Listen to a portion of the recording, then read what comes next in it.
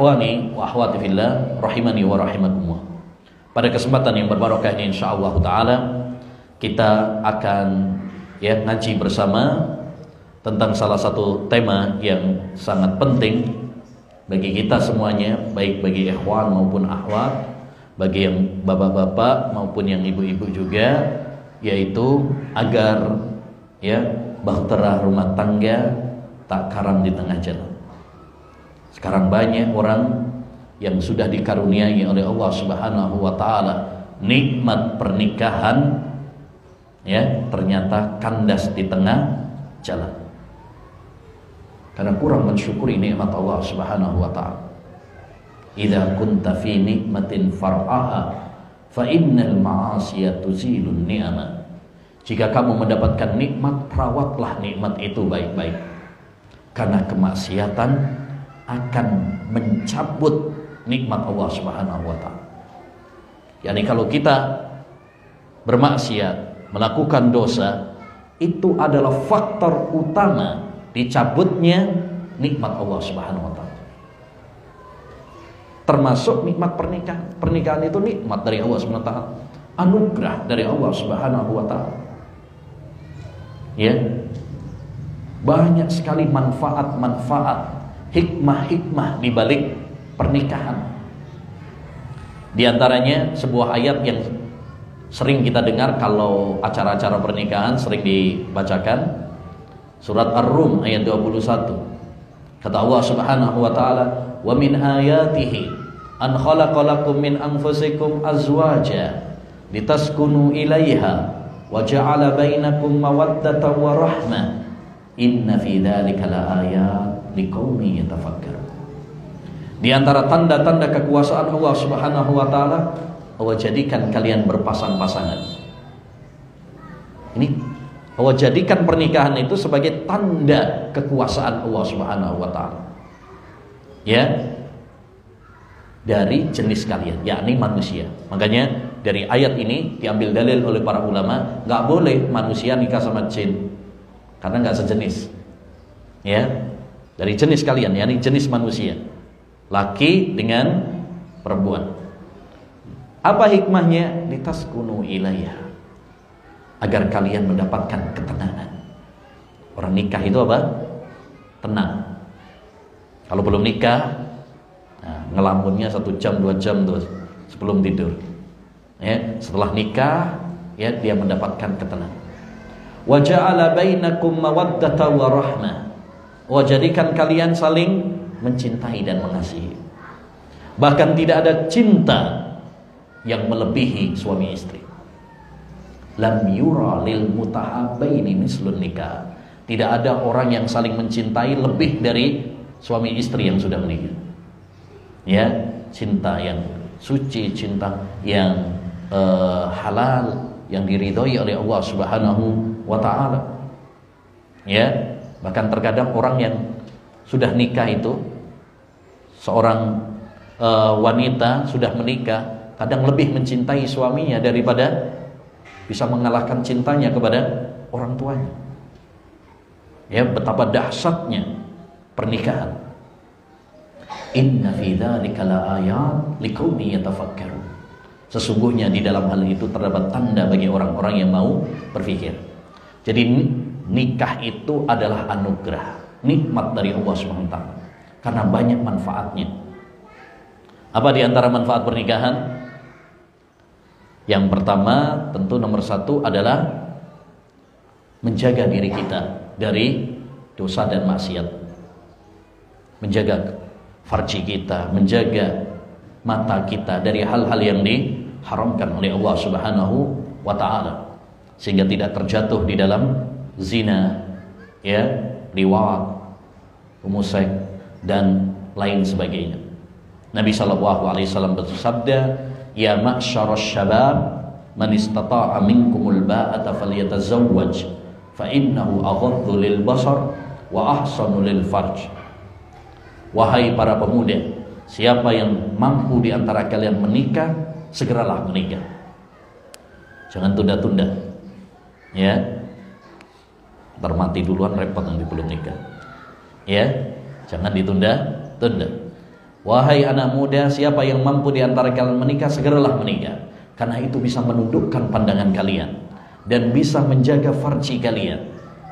Siapa yang belum mampu, maka hendaknya dia banyak berpuasa. Karena itu bisa mengerem syahwatnya.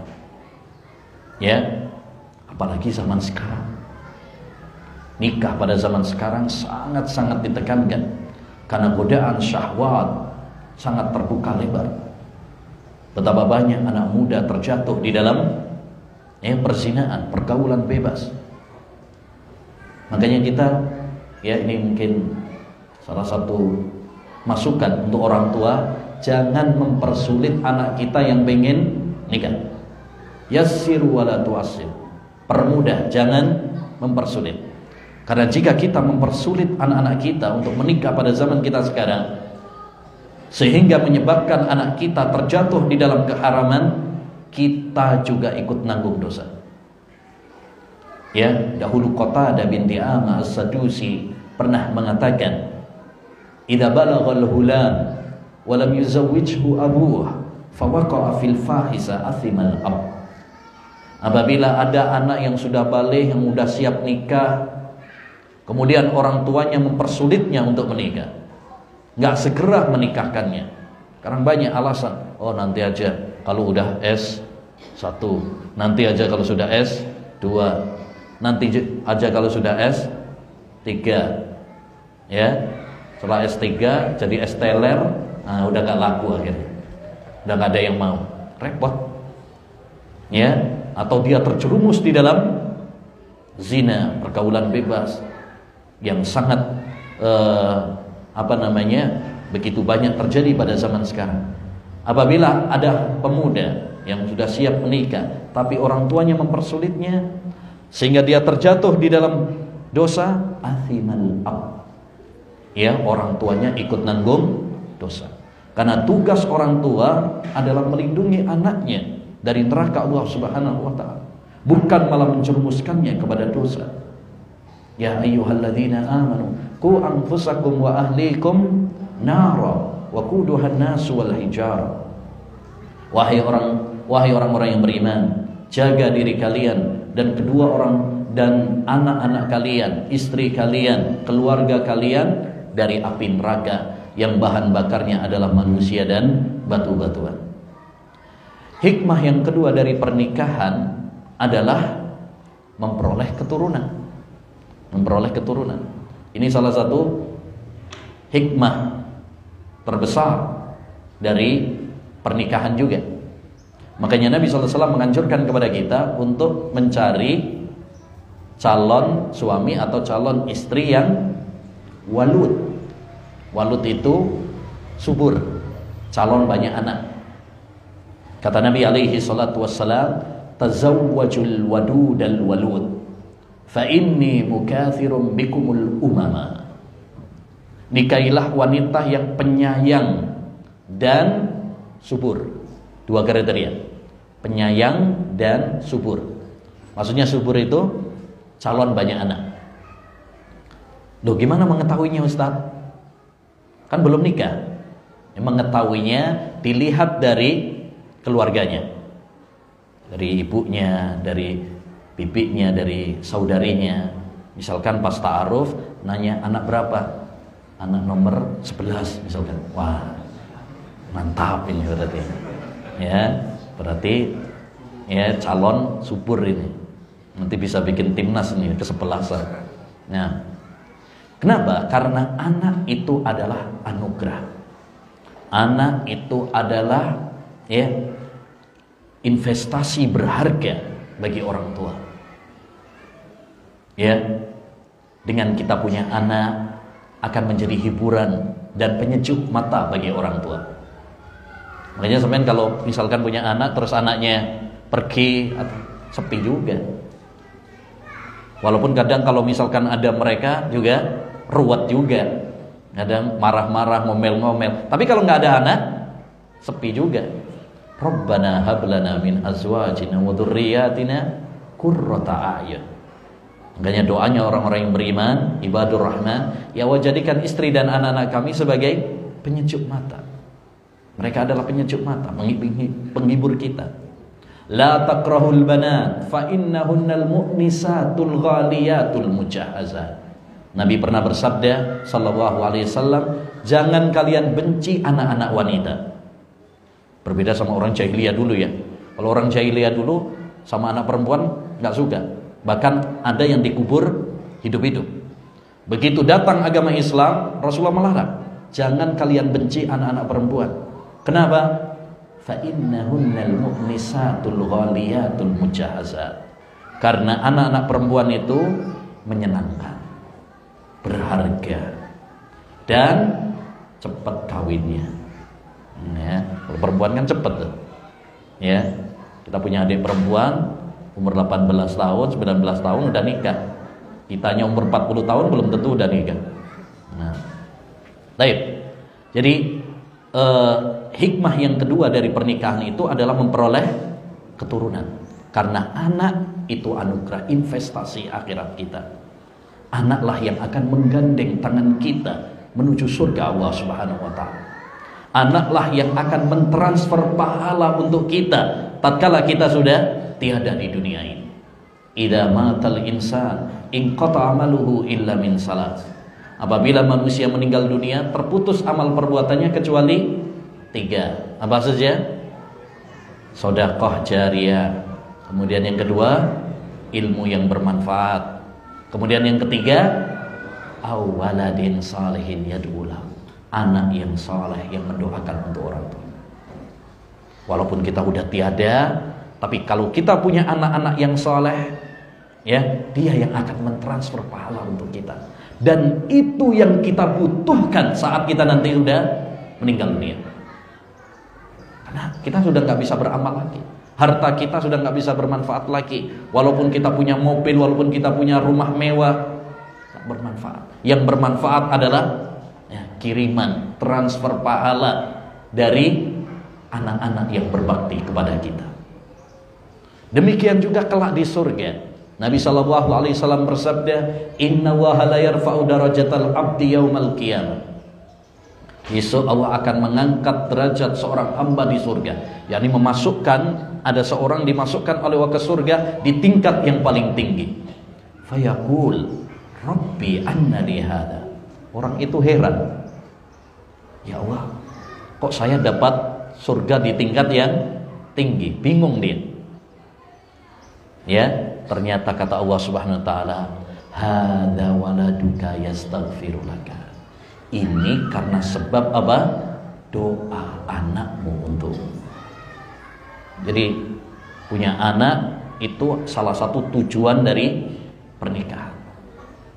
Ya, senakal-nakal anak kita,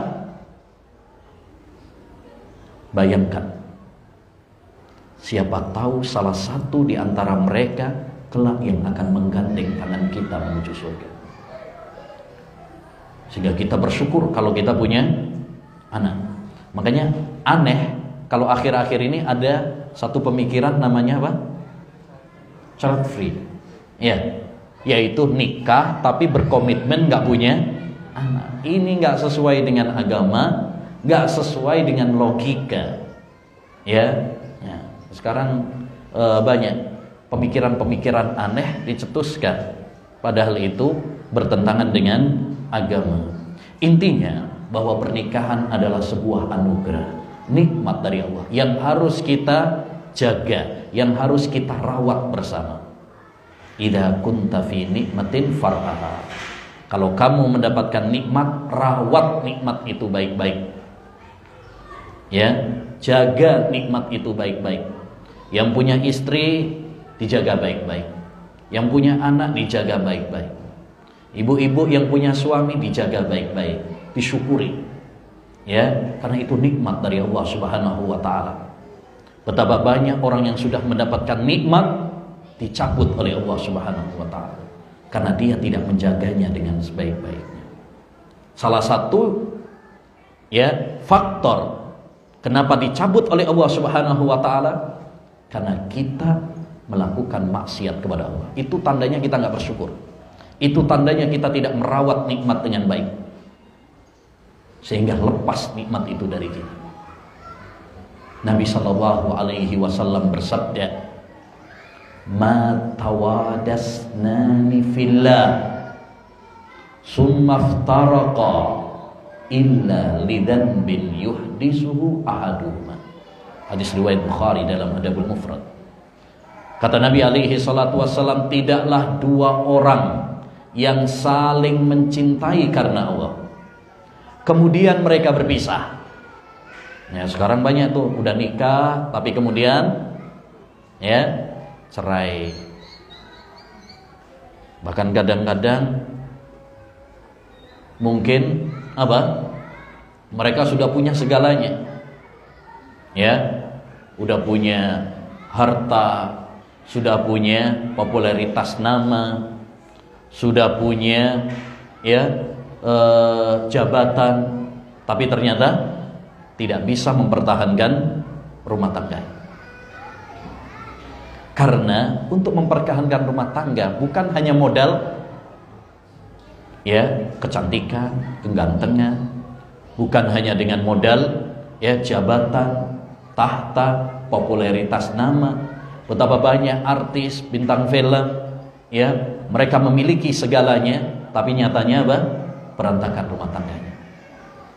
Maka hal yang paling penting untuk menjaga dan merawat rumah tangga adalah jika kita itu mengikuti aturan agama. Ya. Apakah kalau orang punya istri cantik berarti aman rumah tangganya? Apakah kalau suaminya ganteng berarti sudah aman rumah tangganya? Enggak juga. Apakah kalau ya kita udah kaya berarti aman rumah tangga kita? Enggak juga. Ya, setan akan berupaya untuk memperandakan rumah tangga seseorang. Dan itu ma'asyiral muslimin, visi misi utama, proyek utama iblis adalah menghancurkan rumah tangga.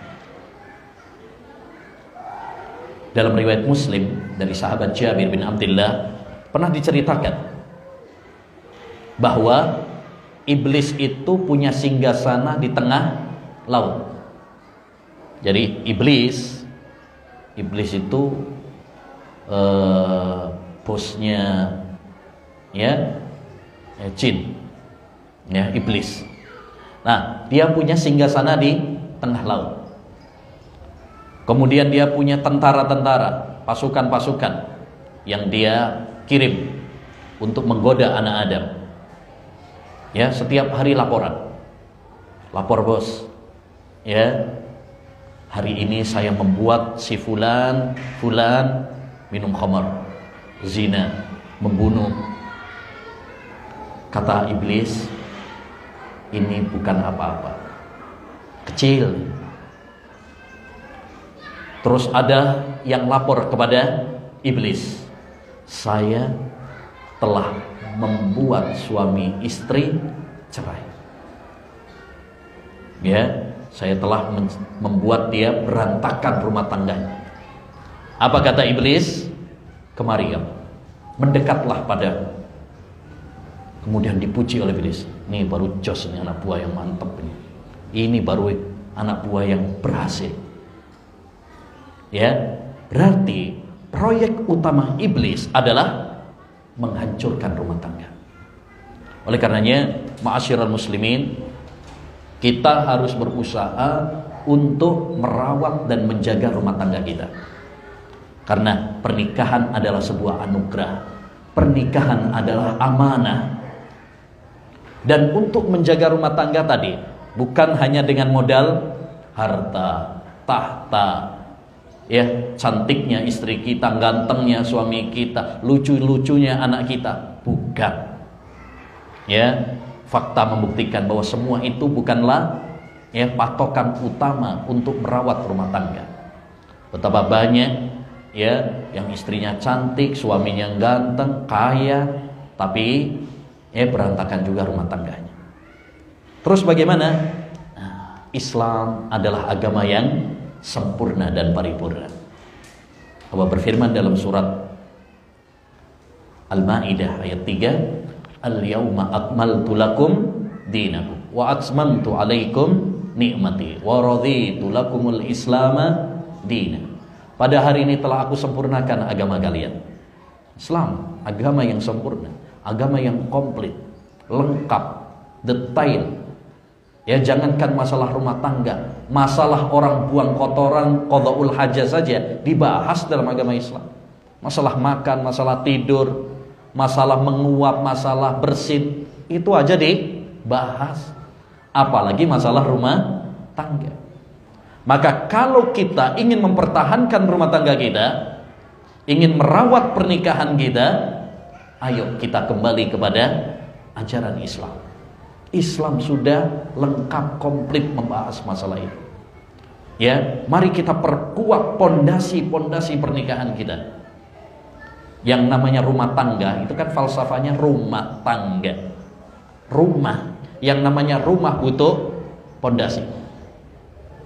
Ya, butuh pondasi. Rumah kalau pondasinya nggak kuat, ya, ambruk, runtuh. Begitu juga rumah tangga kita.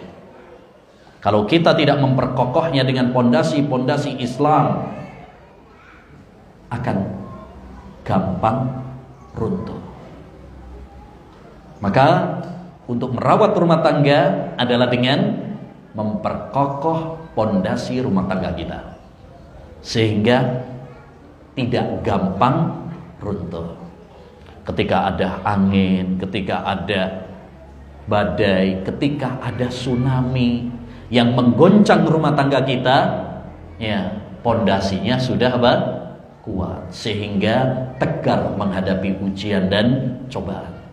Tapi kalau pondasinya nggak kuat, nah, kena angin dikit langsung, ya, langsung hancur, ambruk, runtuh rumah tangganya. Baik.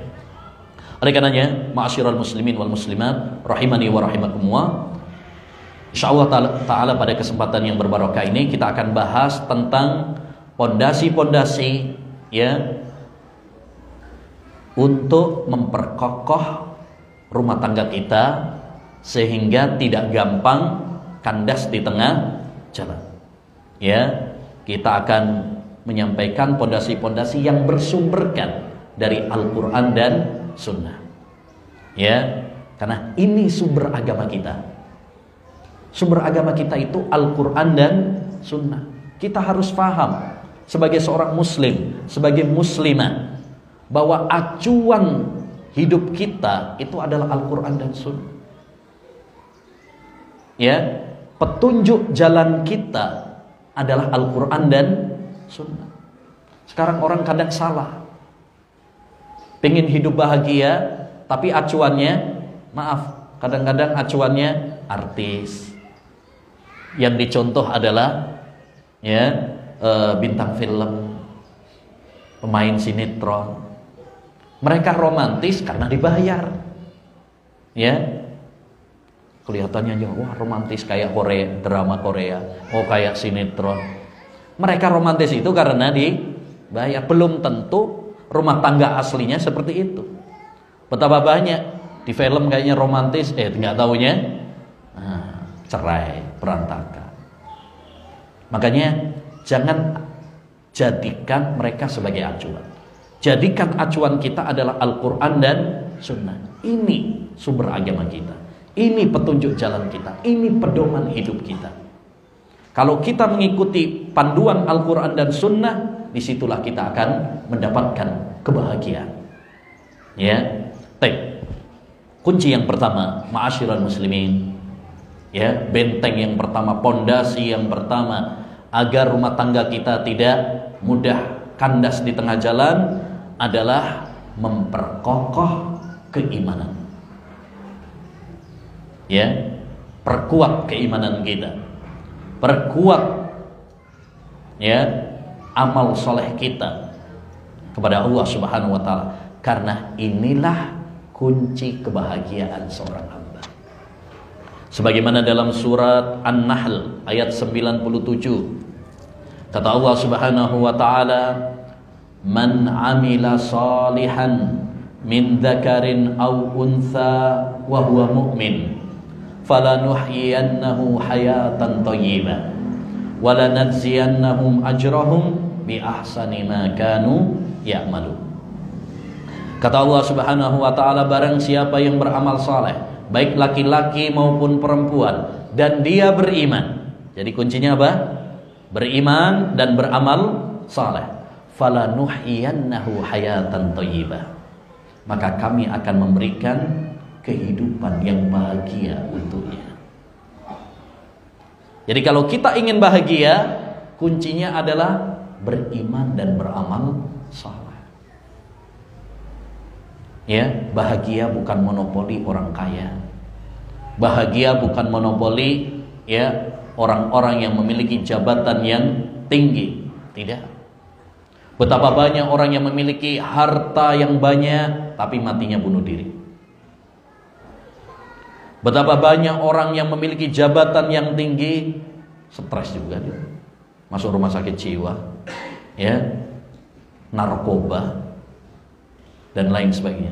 Berarti semua itu bukanlah kunci kebahagiaan. Dahulu Ibrahim bin Adham pernah mengatakan, "Lau alimal muluk wa abna'ul muluki ma kunna fi lajaladuna alaihi bisuyuf."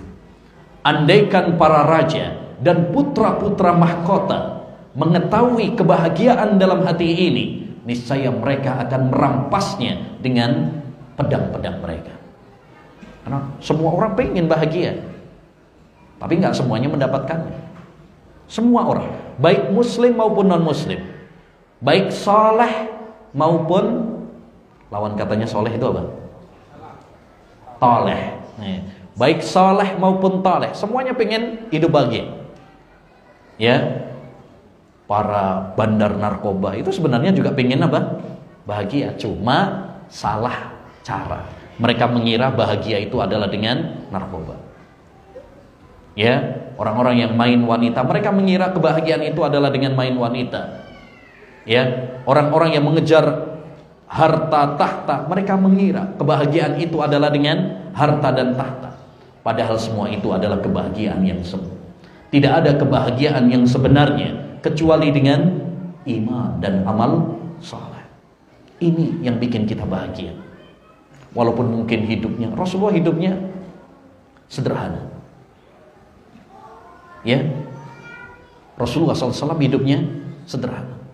Bahkan pernah kata Aisyah radhiyallahu anha, berbulan-bulan lamanya dapur kami nggak mengeluarkan asap. Artinya nggak ada yang dimasak. Tapi Rasulullah orang yang paling bahagia. Orang yang paling bahagia. Jadi itu bukan ukuran, bukan acuan. Yang menjadi acuan adalah iman dan amal saleh. Pun demikian dalam rumah tangga. Kita harus memperkokoh keimanan dalam rumah tangga kita. Ya, di antara bentuknya, satu, memilih calon pendamping yang baik agamanya. Jadi Islam sebelum kita masuk ke dalam rumah tangga memerintahkan, menganjurkan kepada kita, kalau cari calon pendamping, ya, calon suami, calon istri, jadikan tolok ukurnya adalah agama, akhlak. Ya. Sebagaimana kata Nabi alaihi salatu wassalam, tungkahul mar'atu li arba. Wanita itu dinikahi karena 4 alasan. 5 liha, ada yang menikahi wanita gara-gara hartanya, dapat warisan banyak dia. Atau dia wanita karir, gajinya tinggi. Ada yang menikah gara-gara hartanya, yang diincar hartanya. Wali hasabiha, ada yang menikahi wanita itu karena nasabnya. Ini biasanya orang Arab nih. Ya, dia nasabnya dari marga ini, dari wajamaliha, ada alasan yang ketiga, ada yang menikahi wanita itu karena cantiknya.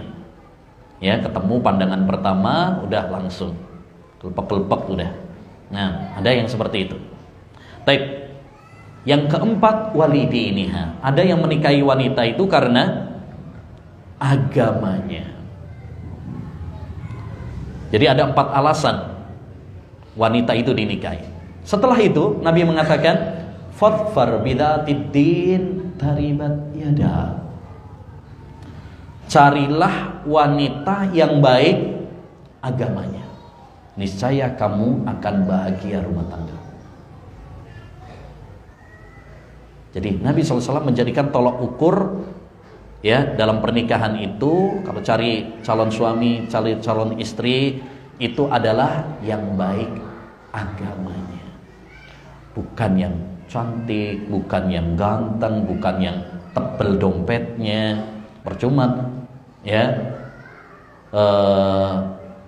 tebel dompetnya tapi nggak ada fulusnya, cuma kwitansi toh. Nah, intinya jadikan tolak ukur adalah apa? Agama. Ya. Makanya Hasan Al-Basri rahimahullah taala ketika ditanya, saya punya seorang putri, banyak yang pengen ngelamar dia, kepada siapakah saya harus menikahkannya wahai imam? Maka kata Hasan Al-Basri, nikahkan dengan seorang laki-laki yang bertakwa kepada Allah Subhanahu wa taala. Cari laki-laki yang bertakwa kepada Allah Subhanahu wa taala. Karena kalau dia mencintainya, dia akan menghormatinya. Kalau dia tidak mencintainya, maka dia tidak akan menzaliminya. Begitu juga yang ahwa, ya, cari laki-laki itu yang saleh. Demikian juga para orang tua ketika ingin menikahkan putrinya, ingin cari mantu, ya, jadikan tolak ukur pertama adalah agama.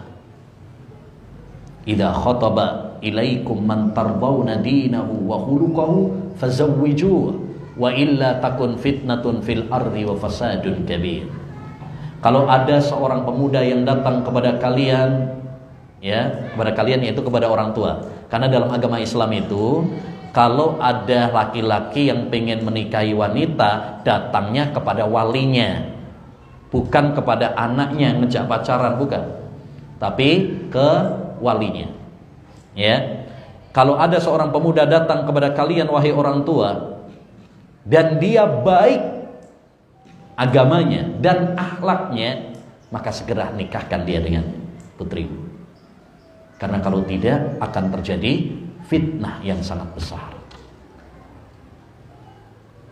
Ini juga nasihat yang sangat bagus dari Nabi Shallallahu Alaihi Wasallam. Ya, agar menjadikan tolak ukur itu adalah agama. Pak, percuma kalau misalkan suaminya ganteng, kaya, tapi akhlaknya kasar, akidahnya rusak, ya, nggak pernah sholat, yakin nggak akan bahagia, nggak akan bahagia. Karena kebahagiaan bukan dengan harta. Ya, kalau dia kaya, iya, kalau sekarang belum tentu di kemudian hari akan terus kaya. Namanya orang, lihat pas pandemi kemarin, banyak pengusaha-pengusaha gulung tikar juga. Kalaupun ganteng, cantik, semua itu cuma sementara.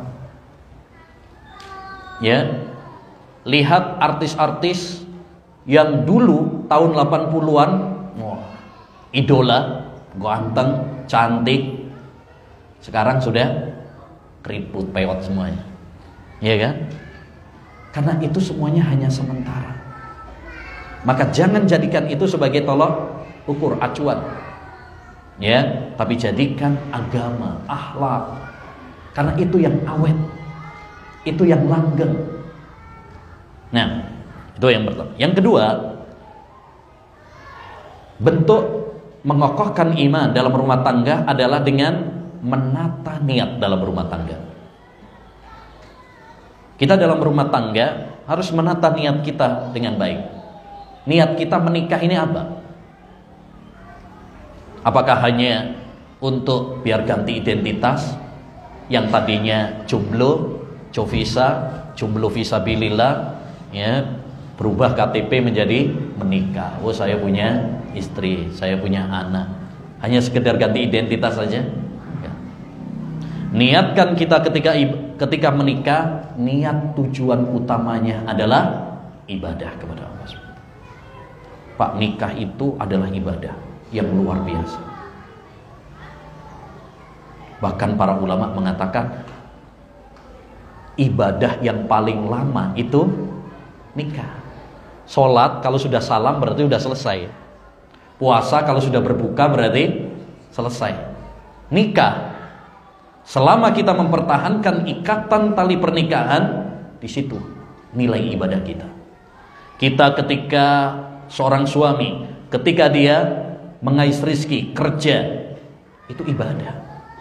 Innaka lan tunfiqa nafaqatan tabtaghi biha wajha Allah illa ujirta 'alaiha. Tidaklah kamu memberikan nafkah kepada istrimu, anak-anakmu, ikhlas karena Allah Subhanahu wa taala, kecuali kamu akan mendapatkan pahala. Insyaallah. Kita cari rezeki, ya, cari nafkah, itu pahala. Istri masak, nyapu, ya, nyuci, merawat anak, ibadah. Nah, itu yang perlu kita hadirkan. Ibu-ibu, tolong ini diperhatikan. Ya, jangan menganggap bahwa ibadah itu cuma sekedar sholat puasa. Tidak. Ya, ketika ibu rumah tangga, seorang istri, dia melaksanakan tugas-tugasnya sebagai ibu rumah tangga, itu juga ibadah. Karena ibadah itu luas. Setiap ucapan dan perbuatan yang dicintai dan diridhoi oleh Allah Subhanahu wa ta'ala. Ya. Jadi biar kita lebih semangat juga, kerja lebih semangat. Ini bukan semata-mata untuk cari dunia, tapi ini untuk ibadah. Saya kerja, melaksanakan tanggung jawab sebagai seorang suami, ya, sebagai orang tua, dan ini adalah ibadah saya. Seorang istri juga demikian, ketika dia memasak, ketika dia merawat anak-anaknya, mencuci pakaian, ya, mengatur rumah tangga. Oh, ini saya sedang apa? Beribadah.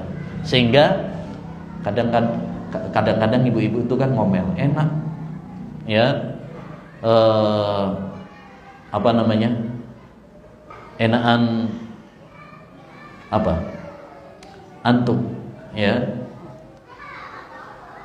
Apa kalau laki-laki bisa apa? Ngeluyur, bisa keluar. Nah, kita, ya, utak-utak di dapur aja.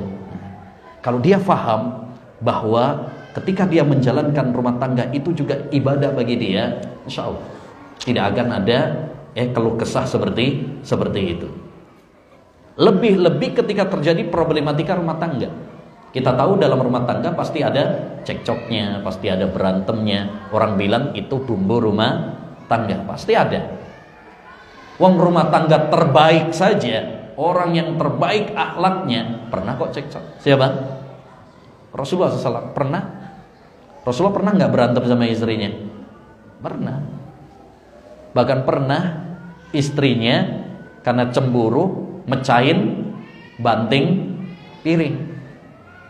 Ya, Aisyah pernah banting piring karena cemburu. Ya, pas di rumahnya Aisyah, istri Nabi yang lain apa?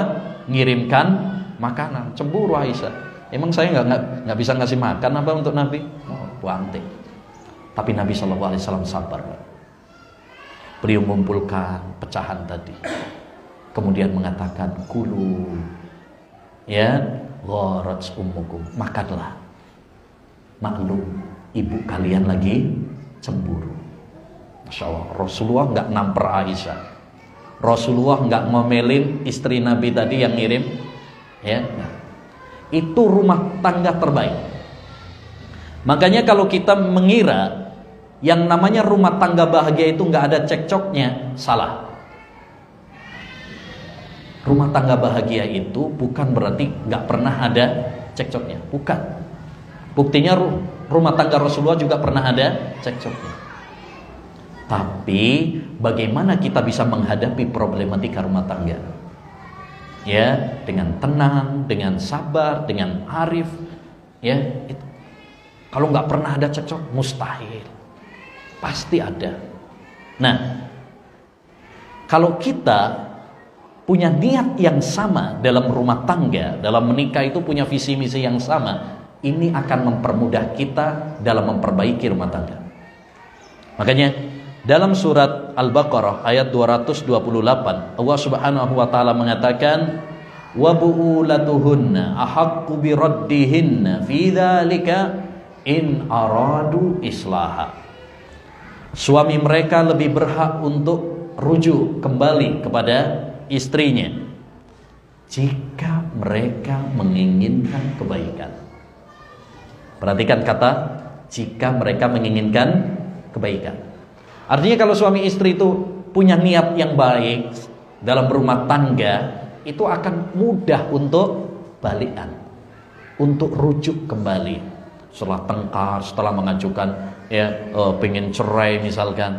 Tapi kalau punya niat yang sama, itu akan mudah untuk kembali lagi. Tapi kalau sudah visi misinya beda, niatnya sudah nggak baik lagi, ini susah untuk dipertemukan. Taib. Yang ketiga di antara bentuk memperkokoh iman dalam rumah tangga juga adalah menghiasi hidup dengan ibadah kepada Allah SWT. Kalau kita ingin hidup kita bahagia, rumah tangga kita bahagia, jadikan rumah kita makmur dengan ibadah kepada Allah SWT. Ya, rumah kita pakai untuk sholat sunnah. Kalau yang bapak-bapak, kalau yang ibu-ibu, ya sholat wajib juga yang lebih utama adalah di rumah. Kita pakai untuk membaca Al-Quran, kita pakai untuk mengajari anak-anak kita. Wah, itu makmur, Pak. Bahagia. Ya. Tapi kalau rumah tangga kita sepi dari ibadah kepada Allah SWT, nggak pernah dipakai sholat, nggak pernah dipakai baca Al-Quran, ya, maka rumah tangganya angker. Ya, rumah tangganya akan rawan pecah. Makanya Nabi SAW mengatakan, "Idza shallat la taj'alu buyutakum maqabir." Jangan jadikan rumah kalian itu seperti kuburan. Sepi, nggak pernah dipakai untuk ibadah. Fa inna syaitana yafirru minal baiti alladhi tuqra'u fihi suratul Baqarah. Karena setan itu lari kabur dari rumah yang dibacakan di dalamnya surat Al-Baqarah. Ya. Jadi mari kita hiasi rumah tangga kita dengan ibadah kepada Allah Subhanahu wa taala. Ya, kalau kita menghiasi rumah tangga kita dengan ibadah, disitulah kita akan merasakan kedamaian, kebahagiaan. Nih kalau lagi ada kajian, nih diajak bareng untuk ikut kajian, Masya Allah. Ini menjadikan rumah tangga kita apa? Adem, bahagia. Ya, karena kita sama-sama beribadah kepada Allah Subhanahu wa taala. Idza shallatil mar'atu khamsaha wa shamat sahraha, ya, wa hafizat farjaha wa ata'at zawjaha, qila laha udkhulil jannah min ayyi abwabiha syi'ti. Kalau wanita itu sholat 5 waktunya, puasa Ramadan, menjaga farjinya, taat sama suaminya, maka akan dikatakan kepada wanita tersebut, masuklah kamu ke surga dari pintu mana yang kamu suka. Ya, ini pintu surga bagi para wanita. Sholat, puasa, menjaga kehormatan, menjaga farji, dan taat kepada suami. Hidup dengan ibadah kepada Allah Subhanahu wa taala. Kemudian yang tidak kalah pentingnya juga, salah satu bentuk memperkokoh iman dalam rumah tangga adalah selalu merasa diawasi oleh Allah Subhanahu wa taala dimanapun berada. Wah, ini penting sekali, terutama zaman kita sekarang.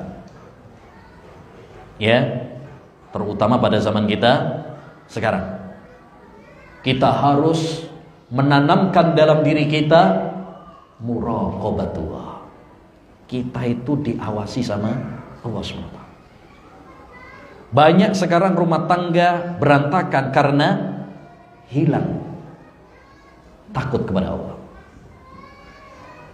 Dia takutnya sama pasangannya, dia takutnya sama istrinya, dia takutnya sama anaknya, sehingga ketika merasa aman, ya udah, ya selingkuh dengan wanita yang lain, ya selingkuh dengan lelaki yang lain, dan itu yang banyak terjadi.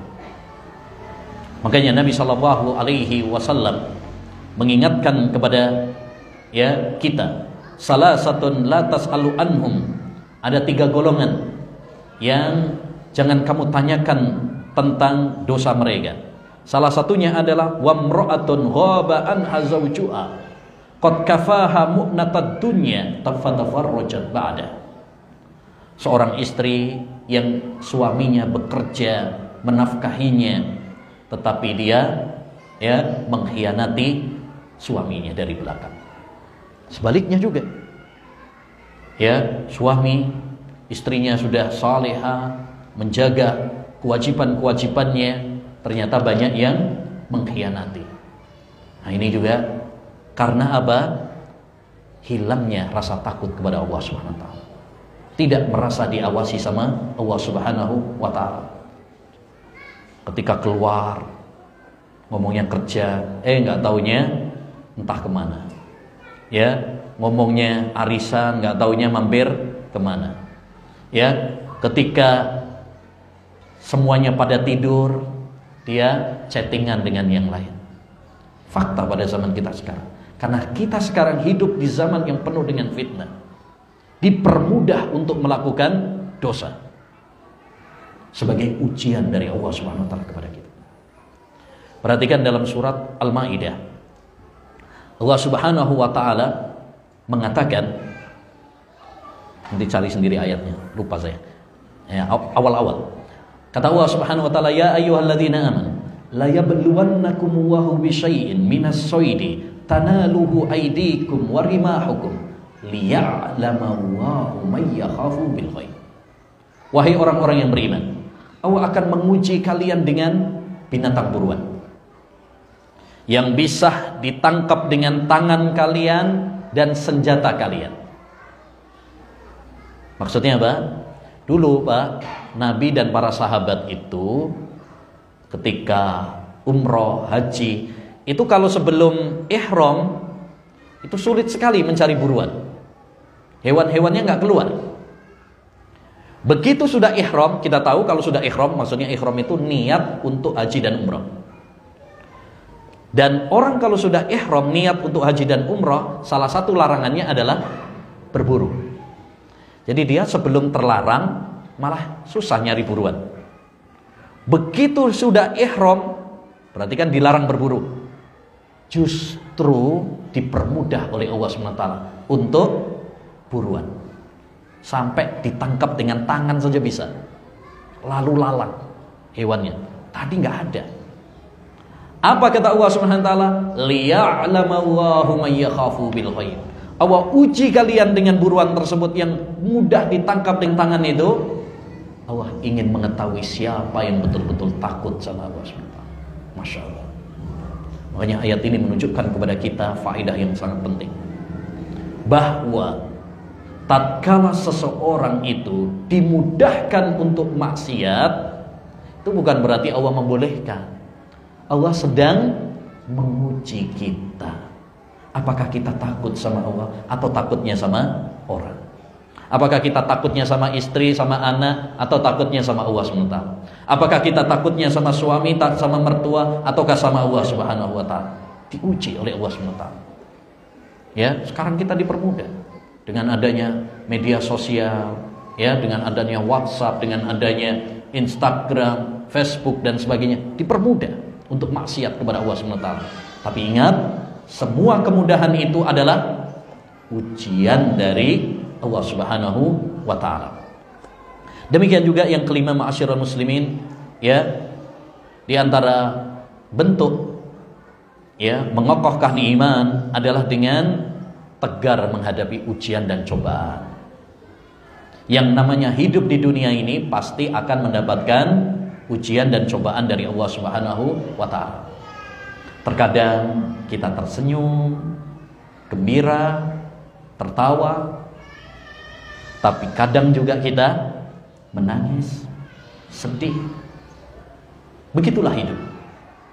Yaumun lana wa yaumun alaina, yaumun nusa'u wa yaumun tusab.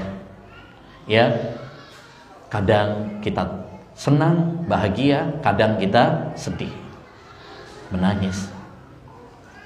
Oleh karenanya Nabi SAW memberikan kepada kita dua resep bahagia. Andaikan kita menerapkannya dalam kehidupan ini, maka kita akan hidup dengan bahagia, termasuk dalam rumah tangga. Apa itu? Syukur dan sabar. Syukur ketika mendapatkan nikmat dan sabar ketika mendapatkan musibah. Kata Nabi alaihi salatu wassalam, ajaban li amril mu'min, inna amrahu kullahu khair. Sungguh indah urusan orang yang beriman ini. Semua urusannya baik baginya. In asabathu sarra'u syakara fakana khairan lahu. Kalau dia mendapatkan nikmat, dia bersyukur, itu baik baginya. Wa in asabathu dharra'u sabara fakana khairan lahu. Kalau dia mendapatkan musibah, dia sabar, itu pun baik baginya.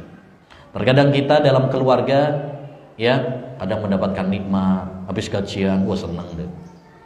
Tapi kadang juga dapat musibah. Dan musibah orang itu beda-beda.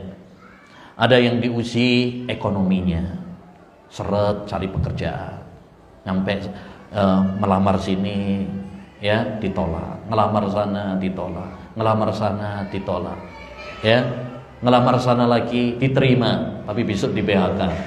Nah, karena kan banyak juga banjir PHK di mana-mana. Nah, ada yang diuji oleh Allah Subhanahu Wa Taala dengan sakit, diuji oleh Allah dengan sakit. Mungkin anak kita sakit, mungkin kita yang sakit, atau istri kita yang sakit. Apalagi kalau sakitnya parah, kritis, lama, butuh kesabaran. Ya, kadang diuji oleh Allah Subhanahu Wa Taala dengan keretakan rumah tangga. Ya, tengkar, cekcok.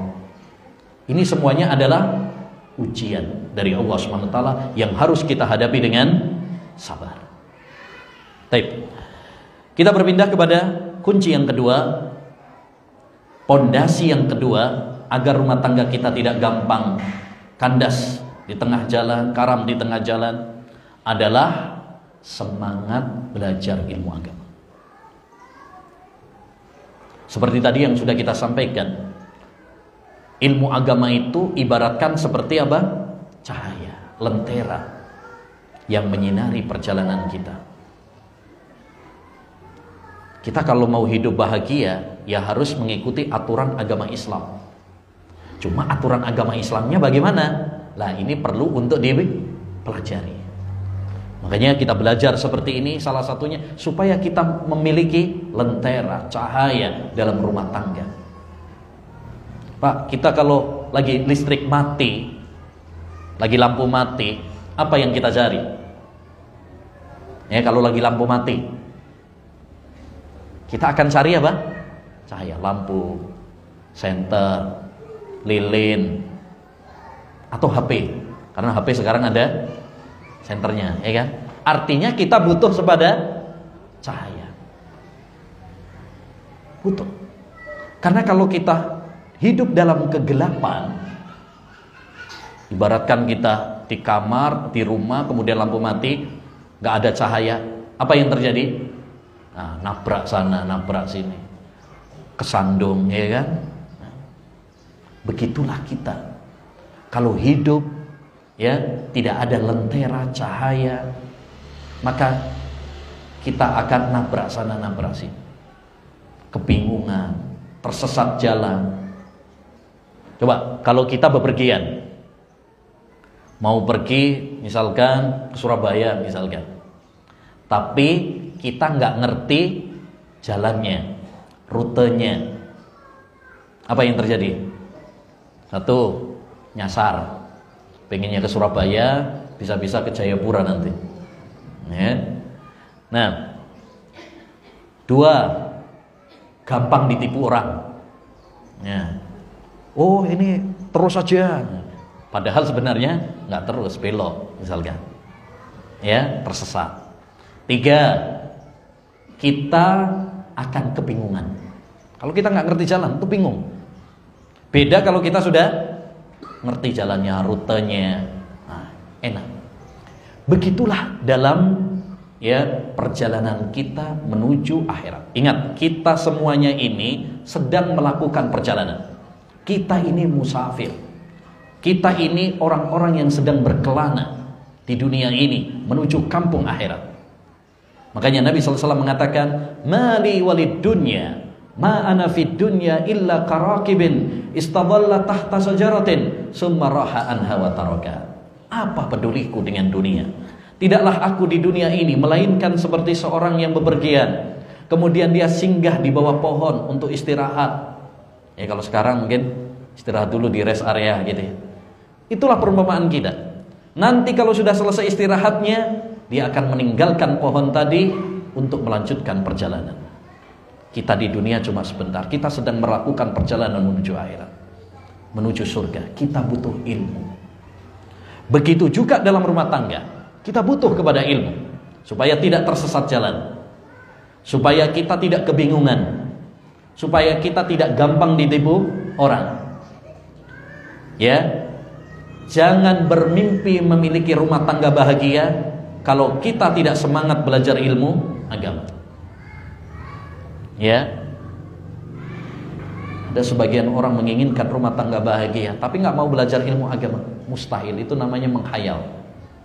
Tidak ada kebahagiaan kecuali dengan aturan agama kita, Al-Quran dan Sunnah Nabi Sallallahu Alaihi Wasallam.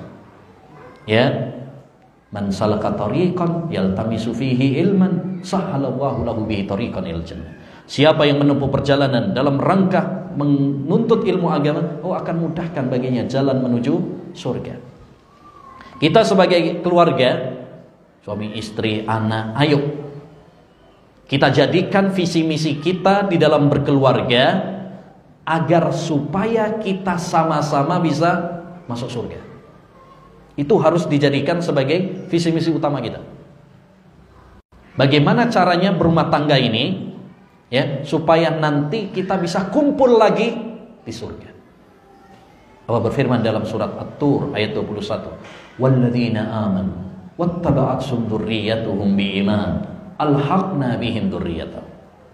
Orang-orang yang beriman, anak-anak mereka beriman, cucu mereka beriman, kelak kami akan kumpulkan mereka di surga. Kita bisa reuni dengan keluarga kita di surga kalau sama-sama beriman. Dan tidak mungkin kita beriman kalau kita nggak belajar ilmu agama. Makanya kita harus menanamkan kepada diri kita, kepada keluarga kita, dengan ilmu agama, ilmu Al-Quran dan Sunnah. Satu, ayo kita belajar tentang pernikahan. Mulai dari A sampai Z. Al-ilmu qabla al-qawli wal amal, kata Imam Bukhari. Ilmu itu sebelum berucap dan sebelum berbuat. Yang kedua juga yang perlu kita pelajari adalah tentang bagaimana mendidik istri, mendidik anak. Ini perlu kita pelajari. Apa kewajiban kita sebagai suami, apa kewajiban kita sebagai istri, apa hak-hak pasangan kita, perlu kita pelajari. Kemudian kita pelajar juga karakter. Nih, kalau dalam ilmu psikologi perlu kita belajar juga karakter pasangan kita supaya kita bisa menyikapinya dengan benar. Jangan sampai bertahun-tahun nikah tapi nggak ngerti karakter pasangannya. Nabi Shallallahu Alaihi Wasallam pernah mengatakan kepada Aisyah, "Wahai Aisyah, aku tahu loh kapan kamu lagi seneng sama aku, lagi cinta sama aku, dan kapan kamu lagi ngambek sama aku. Aku tahu. Kapan wahai Rasulullah? Kalau kamu lagi seneng sama aku, kamu akan menyebut namaku. Wa Rabbi Muhammad. Demi Robnya Muhammad. Tapi kalau kamu lagi ngambek, kamu gak menyebut namaku. Wa Rabbi Ibrahim. Demi Robnya Ibrahim. Nah, kita pun harus tahu itu ya. Kadang-kadang istri misalkan, biasanya kalau manggil suami, cakep tuh, lembut. Apa kalau di sini? Iya, Pak. Apa, Pak? Misalkan biasanya manggilnya AA gitu ya. Kok suatu saat manggilnya Mas misalkan atau yang lain, itu berarti ada yang nggak beres. Atau dia biasanya Masya Allah senyum ya, diajak ngobrol enak, kok tahu-tahu diem aja. Ini berarti ada yang nggak beres. Kita harus peka ya, kita harus peka. Jangan diem aja, ngapain diem aja, udah kayak anak kecil aja malah dimarahin. Ini berarti kita nggak peka, nggak ngerti. Ya, kita harus belajar. Suami mempelajari karakter istri, istri mempelajari karakter suami, sehingga kita bisa untuk menyikapi pasangan kita masing-masing. Nah,